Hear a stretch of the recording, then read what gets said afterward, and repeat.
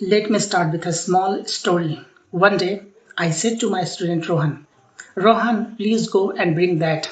Rohan looked at me and got confused. He did not move. Again, I said loudly, I told you, bring that.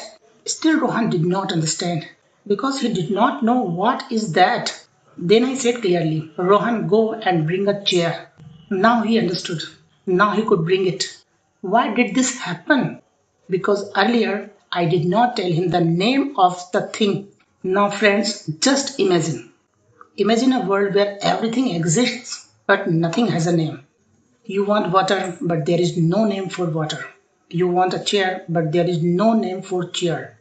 How much confusion might be there? That is why in this world, everything is given a name, and that name is called a noun. Now let us understand the real meaning of noun. Anything becomes a noun in a language when we give it a name. If something has a name, it is a noun. And this is the simple definition of noun. It does not matter whether it is living or non-living, whether it is visible or invisible, whether you can touch it or not touch it. A person is a noun. An animal is a noun. A chair is a noun. A table is a noun. A wire is a noun. A current inside the wire also a noun. The body is a noun. The soul inside the body is also a noun. When we were in school, we learned a definition of noun.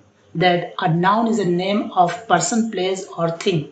We memorized it for exams, but we did not understand it clearly. Now we understand that the whole world is full of nouns. Anything you can see or touch, or you cannot see or you cannot touch. If it has a name, it is a noun.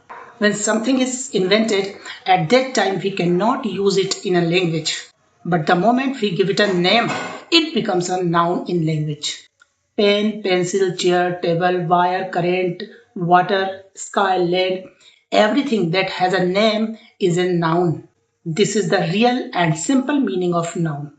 In the next video, we will learn what is a pronoun, then adjective, adverb, verb, conjunction, prepositions.